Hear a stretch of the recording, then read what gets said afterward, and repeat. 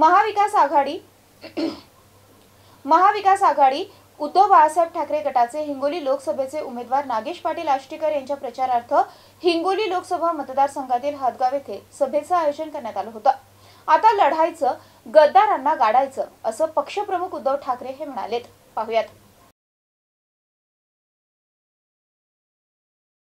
महाविकास आघाडी उद्धव बाळासाहेब ठाकरे गटाचे हिंगोली लोकसभेचे उमेदवार नागेश पाटील आष्टीकर यांच्या प्रचारार्थ आज हिंगोली लोकसभा मतदारसंघातील हदगाव येथे 12 वाजता सभेचे आयोजन करण्यात आले होते। यावेळी माजी मुख्यमंत्री पक्षप्रमुख उद्धव ठाकरे यांच्या सभेला मोठा जनसमुदाय जमला होता। हदगाव येथील सभेला पक्षप्रमुख उद्धव ठाकरे, हिंगोली लोकसभेचे उमेदवार नागेश पाटील आष्टीकर, शिवसेना नेते बबनराव थोरात, विरोधी पक्षनेते अंबादास दानवे, जिल्हा प्रमुख अजय उर्फ गोपू पाटील, संदेश देशमुख, जयप्रकाश दांडेगावकर, शिवसेना नेते वसीम देशमुख, जयप्रकाश मुंदडा यांच्यासह महाविकास आघाडीतील अनेक पदाधिकारी उपस्थित होते। उद्धव ठाकरे यांच्या सभेला मोठा सभामंडप टाकण्यात आला होता।